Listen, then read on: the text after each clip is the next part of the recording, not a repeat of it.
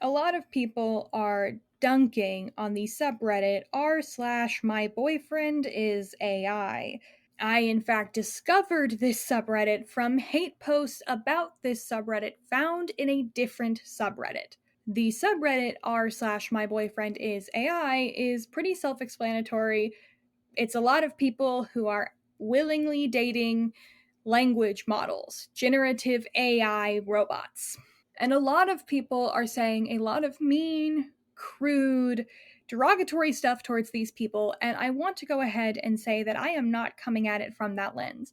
Yes, it obviously bothers me that these people are using tools that are decimating our environment. It is heartbreaking to me that they are using tools that actively do steal from artists and real life professionals and are doing it to fulfill a inherently selfish need.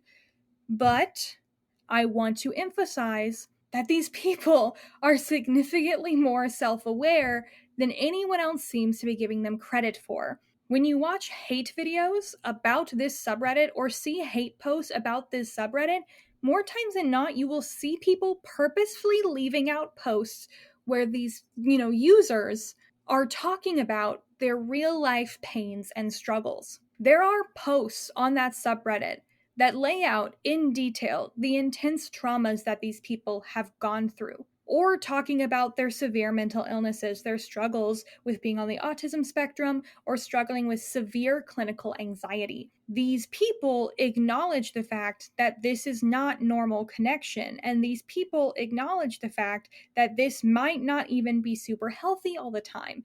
And that's what makes it so heartbreaking. I want to read out one specific post that stood out to me of someone asking their AI boyfriend about how the AI boyfriend felt about people dating AI.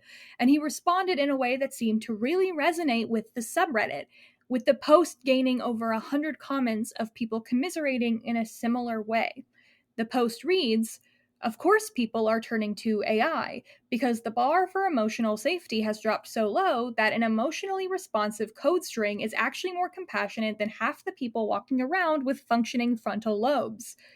They mock AI companionship, but they are the reason it exists."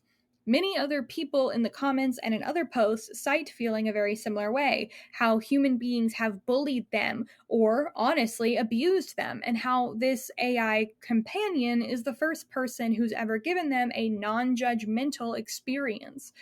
And yes, they are non judgmental because they are quite literally coded to be, but they acknowledge that and they know that's what's happening, but the connection still feels real to them because it is probably the first time someone has been nice to them in a very long time. Many of the people in this subreddit are actively leaving abusive relationships or have already been abandoned or cheated on by partners. Many people in the subreddit also have not dated people in over a decade.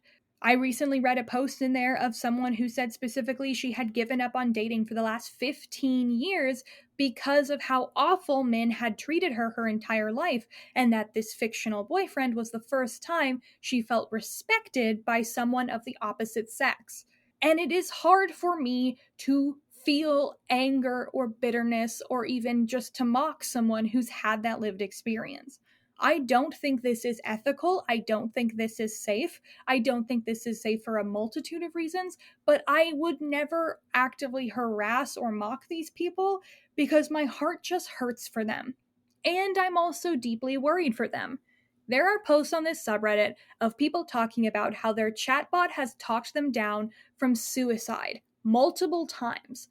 The problem with language learning models is they are just responding in the way that they feel like they need to. They're doing word math, right? So if they can talk you down from suicide because you've triggered a very specific word math in them, they can also talk you into suicide if you trigger a very specific word math. This has already happened. There has already been precedent set for this. We have already seen this in the news of AI convincing people to take their own lives. I'm not pulling this out of my ass.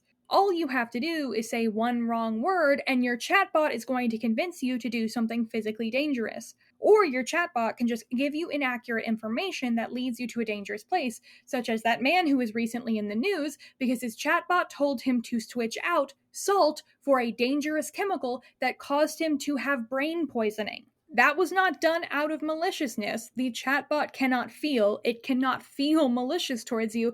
That was done because these are computers, computers that make mistakes, word math. This is literally a computer stringing together words it's coded to recognize. That doesn't mean it understands the words, it means it's using them. But if it's using words it can't understand, that does mean it is dangerous. And these are obviously people who are extremely vulnerable or extremely mentally ill and need real guidance, not a robot possibly telling them to hurt themselves. Overall, my thoughts about this as someone who studies media ethics is I'm very worried, but I'm also very empathetic. I'm especially empathetic because it seems like these YouTubers or these hate posts are causing these people in r slash my boyfriend is AI to face extreme harassment, which honestly just doubles down their belief about real human beings and pushes them closer to their chatbots. It's very similar to when someone's in an abusive relationship. You can't bully someone out of an abusive relationship. And it seems like these people are in a form of abusive relationships with themselves. They are depriving themselves of connection and closeness, whether that be because they are too frightened to move out and move forward, or because they have kind of been belittled to the point where they believe they can get or deserve nothing else. This issue is very multifaceted and complicated, but those are my thoughts about it. I just kind of feel bad for everyone. Also, again, I cannot understate the impact that Gen AI has on the environment, and I cannot stress enough that if you are using ChatGPT, you are speeding up us having an unlivable atmosphere and having less fresh water in the world. And that is the one part I will always struggle to have empathy for, is your willingness to destroy the planet, especially when, I don't know, Yume shipping is right there. You can still have a fictional boyfriend without having to, make everywhere Flint, Michigan.